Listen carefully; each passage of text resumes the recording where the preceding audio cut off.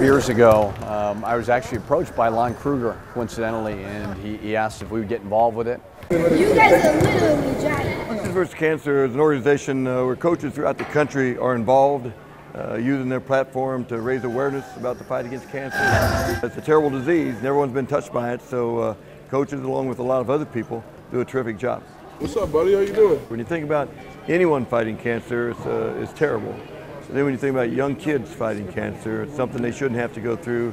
Not that anyone should go through it, but especially young kids, it touches your heart very quickly. It's the card. I'm going to hold on to it today. A lot of these kids, when they're going through the treatments and the tough times, and us as a family too, the stressful times and the scary times, it's fun to know that there's these bright moments in the future that we get to look forward to. Hey. To mix and mingle with young cancer survivors here. Day of the game is great for our players.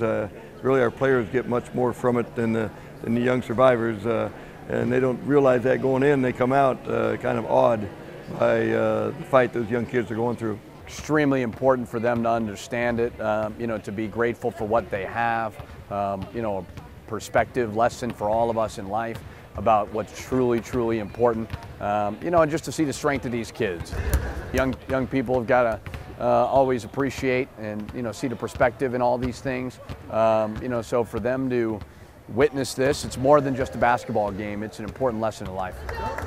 4-yard touchdown run by number 8, Aaron Kusler. I was born first, so I'm top dog in our twin competition levels. Twin brothers Adam and Aaron Kusler have competed against each other since the moment they were born.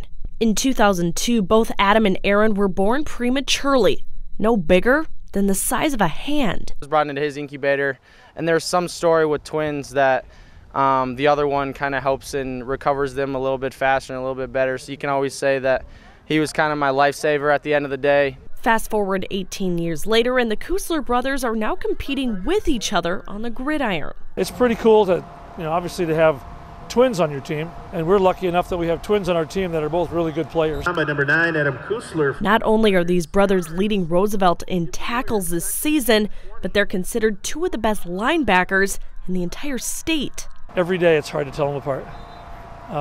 I'm glad that, as far as I know, they don't switch numbers in practice. If they did, I wouldn't know. But when they're together, I can tell. But when it's just one of them coming, it takes me a little while to figure it out. And usually I just try one name and they'll correct me if I'm wrong. That competitive mentality Adam and Aaron have shared since the beginning helps them know that they will always have each other's back. I can't imagine anything different. I can't imagine my life without him in it. And on the football field, I can depend on, and I don't have to worry about, and I know he'll do his job, and I know that he'll trust me to do mine. I always know where he's at. I always know he's flying around. You kind of always know exactly where he is at any given time. This brotherly bond isn't ending after Roosevelt's season either.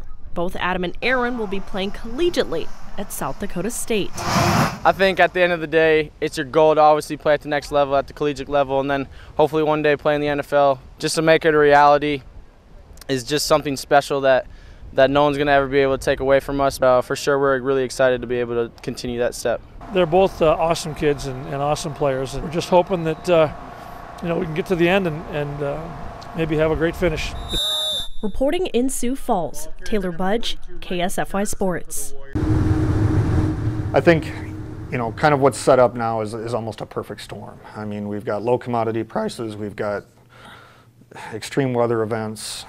Even right now, it's tough to get into a pasture, a feedlot, crop ground. Farm Stress Hotline has been active for coming up on a year now. The primary purpose was to serve as a gateway for ag producers across our region, as well as their families, to access mental health help. Saying that we could very easily follow this year with another wet year. So if you start compounding some of those efforts or some of those challenges, then we think it needs to be there. And it's an extremely worthwhile cause. Folks are resilient enough that they can handle a year, maybe even 18 months, but when you start to go through 2, 3, 3.5 years of stress and struggles, it's bound to add up. And depending on how you handle challenges, for some folks, it can be extremely stressful. I do farm myself, so I'm right there with you guys and gals.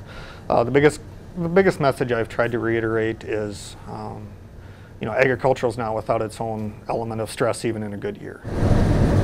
There's so many things that are out of our control. One thing that folks can control is getting help for themselves or their family members.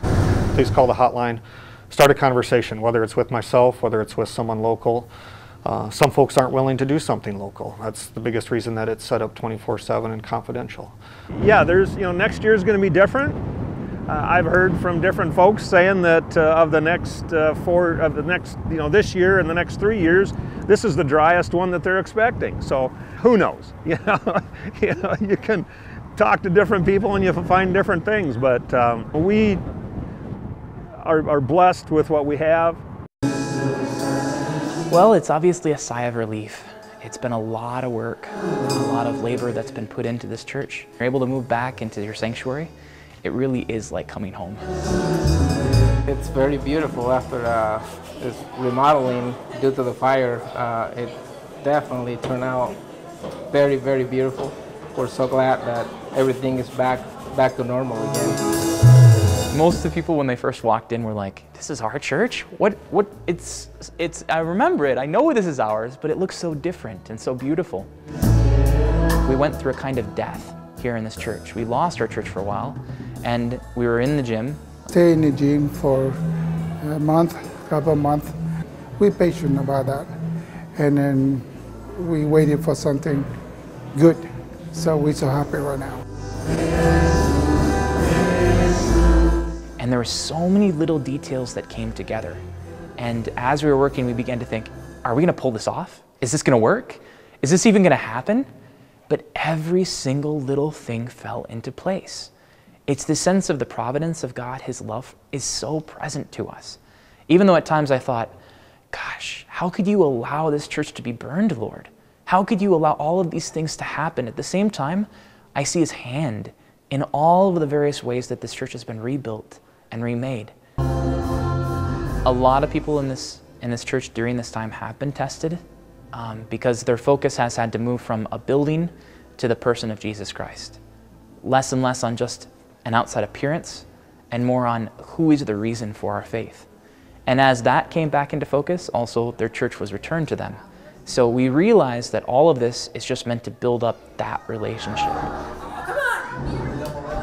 I think it was the outfit. I had the fur coat, the hat, the glasses, the no shirt.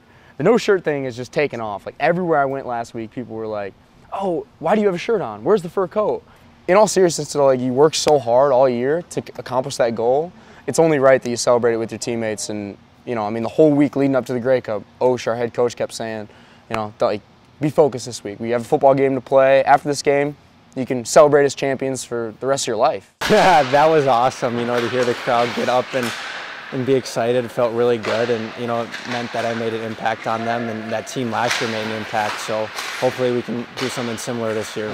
He's happy to come back, and it's a place that he's comfortable. We're obviously very excited to get him back. This is now will be his third season with us, and he knows the way that Scott handles goalies, and kind of could settle into a routine and maybe an uncomfortable situation where you're leaving school, he comes back to a comfortable situation.